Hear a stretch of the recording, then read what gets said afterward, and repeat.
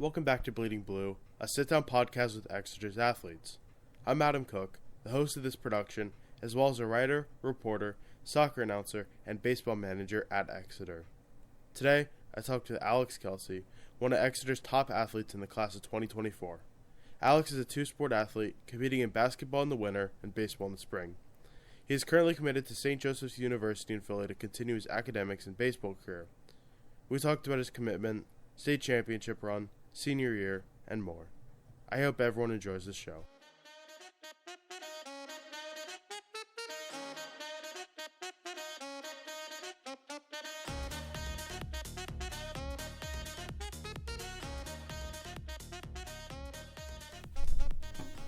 Welcome back to Bleeding Blue. Today I'm joined by Alex Kelsey, standout baseball and basketball senior at Exeter. So, welcome. Great, thank you for having me.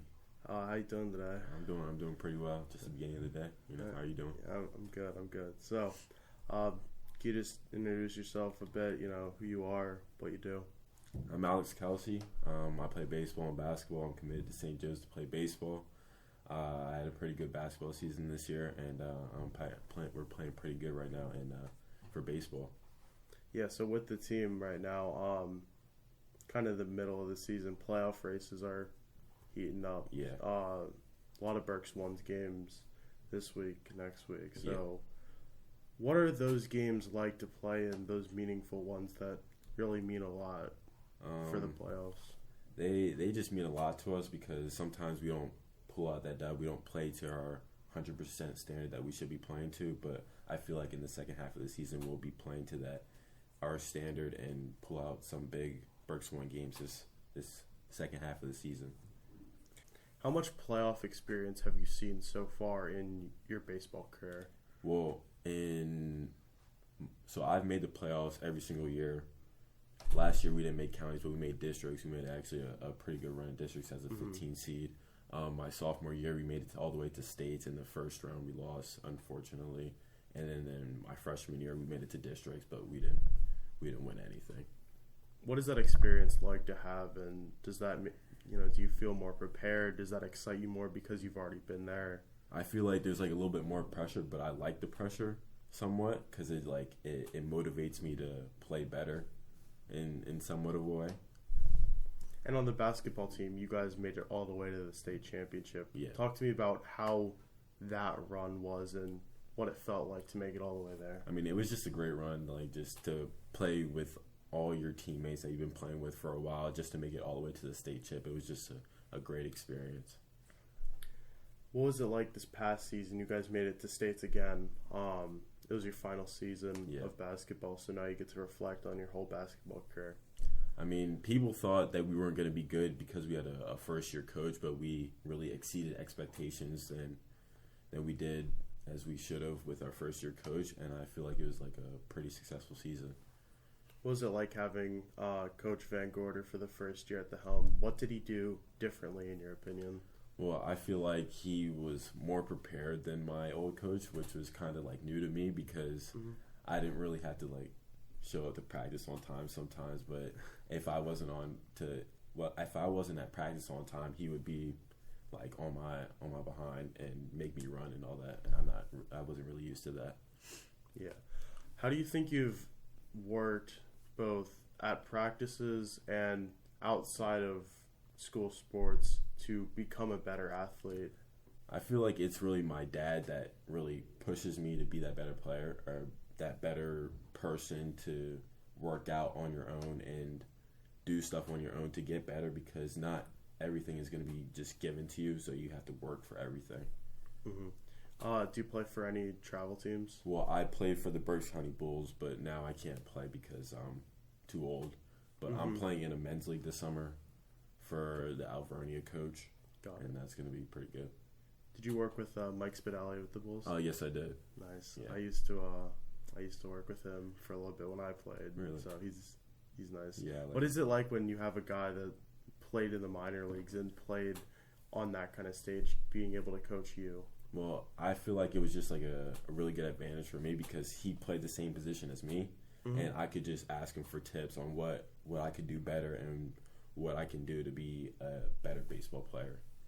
And you're a center fielder. What made you want to choose the outfield as your position? I mean, I've always been like the fastest on the team, so they always just like put me out there, and I was just naturally good at it. So yeah, and you're also a lefty, both hitting and throwing. Yeah. How does that make you unique? Because I mean, there's not a lot of guys on the team that are lefty. Yeah, I feel like it kind of gives me an advantage because most people don't like throwing to lefties, and I love hitting lefties and righties, but I feel like it just like gives me an advantage because my travel coach, he's the one that like helps me with hitting, and he's a lefty as well, so he's always throwing me BP, which improves my left-handed hitting. So you think that lefty-lefty matchup is actually an advantage to you? Yes, even though a lot of hitters don't like that. Yeah, for sure. So you have the highest average on the team right now. Mm-hmm. You're having a very good season. What does that mean to you to have a better season than even what you've had before? I feel like it's kind of just like coming natural, kind of. Mm-hmm. Like I just have to put the ball in play to get on base, and I just let my speed do the work. But I feel like if I get going, then my team gets going. So if I get it started well, then my team will eventually just get some runs in the early innings. So you think of yourself kind of as a leader among the guys? Yeah, for sure. I have to, since my team is really young, they're not really mature yet, but I've always been playing with older kids my entire baseball career. So it's been a little bit of a struggle with these younger kids because they kind of don't listen sometimes. Yeah, that's fair. Yeah. It's noticeable. What guys in particular from your prior seasons have you been able to look up to and see that maturity and gain that from? I feel like my sophomore year was my, like those kids were the most mature kids I ever met because we had 13 seniors on that team, and I was the only sophomore really, like, getting any playing time, and it was really, like, Brady Hanaho, Colin Payne, they were all, like, really good leaders to me and, like, brothers that, like, just took me in. What kind of a bond among your two sports, how do you bond with your teammates, and how does that transfer to your daily life? I feel like just talking to your teammates on a regular, even when you're not playing, is like really key because like communication is just like you just need communication to be like a good team and be connected to be together so that you have a very like successful season. Mm-hmm. When you're playing against other teams in the county, do you ever connect with those guys? Do you ever talk with them, or do you see them more as a rival that you always want to beat? Well, I see them as like a rival as soon as like the game starts, but like before the game, I'm like trying to ask them questions about like who's pitching and all that, and like to see like who's doing well for them, who's gonna try and blow the game up for them against us. Yeah. Some of those rivalries, say like Wilson, I know when you went to Wilson for basketball, they were heckling you a lot, particularly. Yeah. And does that kind of rivalry and that kind of experience transfer between sports, or is there a separate feeling in between, or with each sport? I feel like there's like a separate feeling because in basketball, they're just like right next to you, just saying your name out loud. In baseball, I can't really like necessarily hear it, but I can hear it because I'm all the way in center field, so it's not really like I can like hear it all the time. So there's definitely a different environment, you'd say, between the two? Yeah, for sure. What have been some of the favorite courts or diamonds that you've played on throughout your high school career? Well, for the courts, it was definitely Wilson. I love when they talk crap to me. Yeah. I don't know why, but I always play better when they talk crap to me. And then for baseball, it was probably Mifflin last year when we beat them as the 15 seed. Mm-hmm.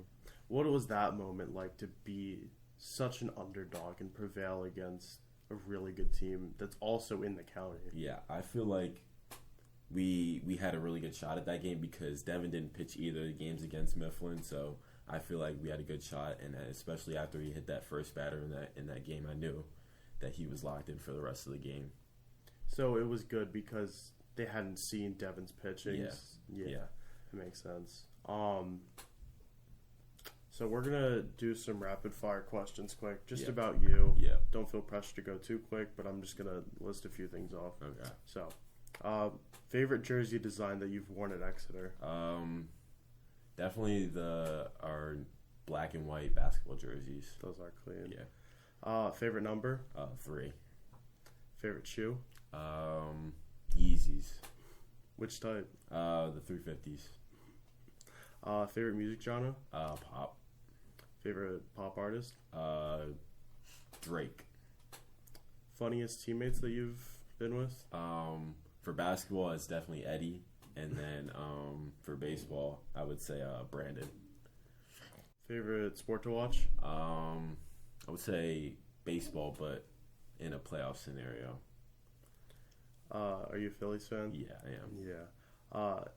And what is that going to be like when you're going to be in Philly for your college career? I feel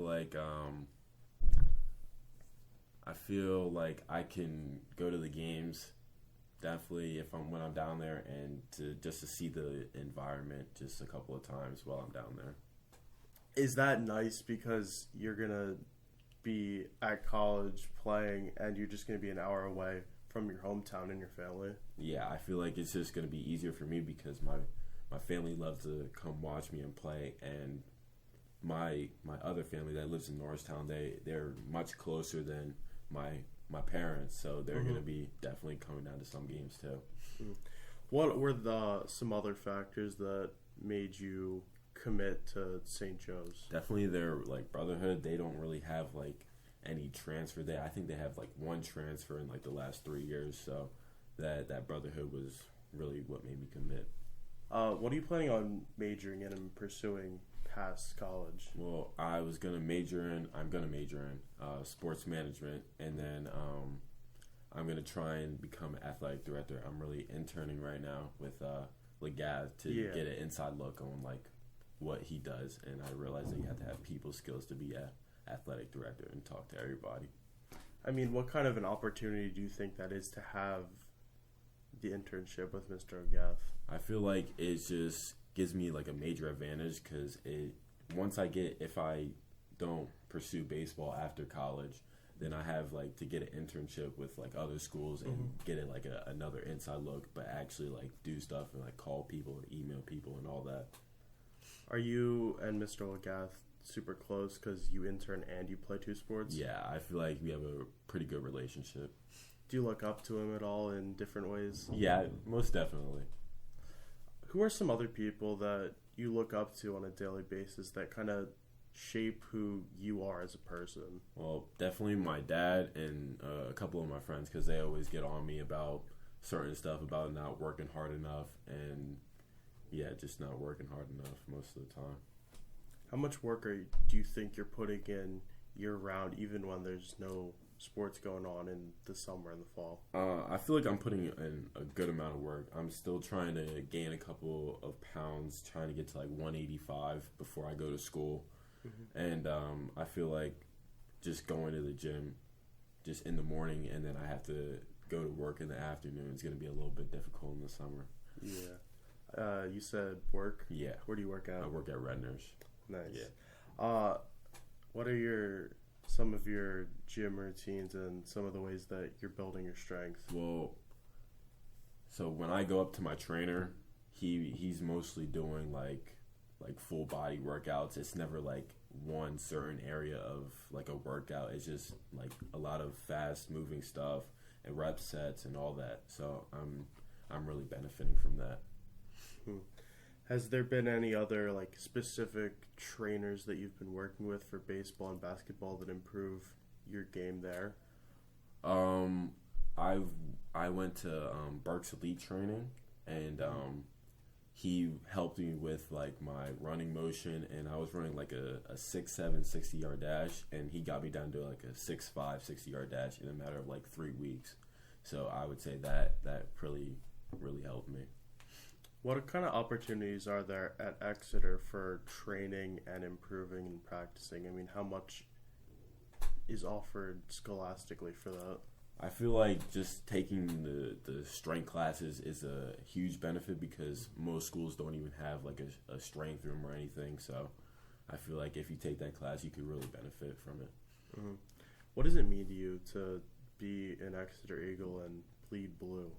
I mean, it just feels great just knowing that I'm an Eagle for life, and I'm most definitely going to be in the Hall of Fame because we won that district chip last year. Mm-hmm. So I'm definitely going to be an Eagle for life. What do you think you're going to look back at most on Exeter and say, wow, that was awesome. I'm glad I spent my 4 years there. Definitely that going to the state chip and in that district chip, win that district chip, most definitely. When do you think, I mean, I don't know, but when is the time frame usually for being inducted to the Exeter Athletics Hall of Fame? I'm actually not sure because when they inducted it, the people for the county, our county wins for basketball, they didn't induct them until last year, and they won it in like 1972 and 74, so might take a while, might be old. When you're old with some of the guys that you grew up with, I mean, what is that going to be like when you're finally reconnected with them? That'll be like something different to me. I just don't know how to imagine that yet. What do you think in terms of this year for baseball? How excited are you for one final run? I'm extremely excited. I mean, most teams didn't really expect us to have a winning record as of right now, so I just hope to shock people the rest of the way. Mm-hmm.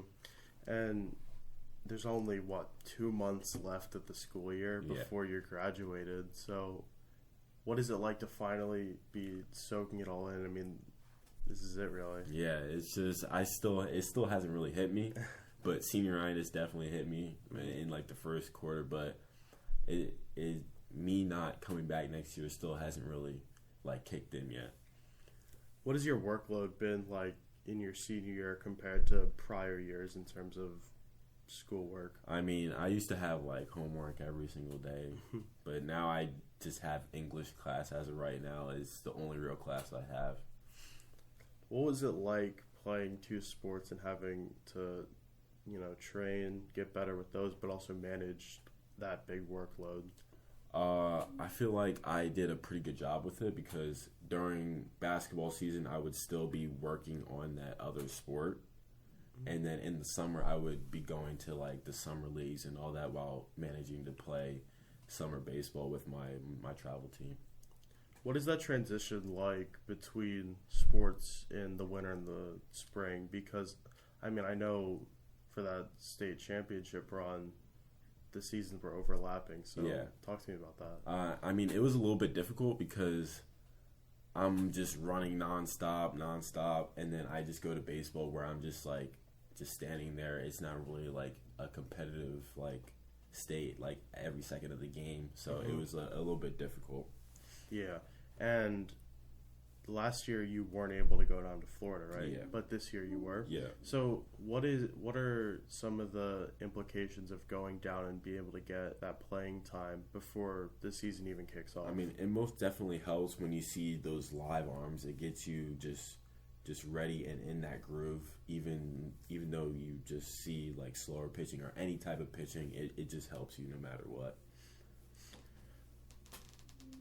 How is the team able to benefit in terms of building a bond from going down to Florida, traveling down there, and having that time? I mean, just staying with each other, just being around each other, going to the parks. It's just you just have to talk to them basically. Like you have nobody else to talk to, so you're definitely creating that special bond, and I love those guys.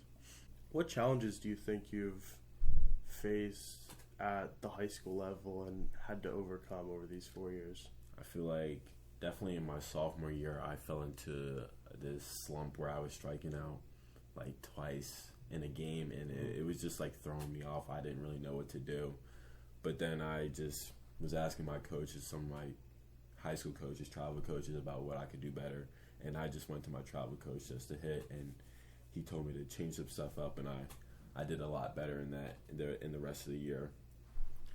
Was your sophomore year your first on varsity, or did you get time in your freshman year? I got time in my freshman year, but then I sprained my ankle and I never played again after I sprained. Got it. Have you had any other injuries like that throughout your high school career? No, only I had a stress fracture in my shoulder in my 7th grade year. That was about it. Got it. Is there anything else you want to add on today? No. All right, I appreciate you coming on. I hope wish you luck throughout the rest of the season. Hopefully the team makes a run. So, hey, thank you for having me. Appreciate it. Thank you to Alex for coming on the show, and thanks to everyone for tuning in today. If you want to stay in the loop with Bleeding Blue, check out my website, adamcookejournalism.com. Follow me on all my socials at adamcookejournalism, and hit the follow or subscribe button wherever you're listening. Thank you for supporting local journalism with Bleeding Blue. This is Adam signing off.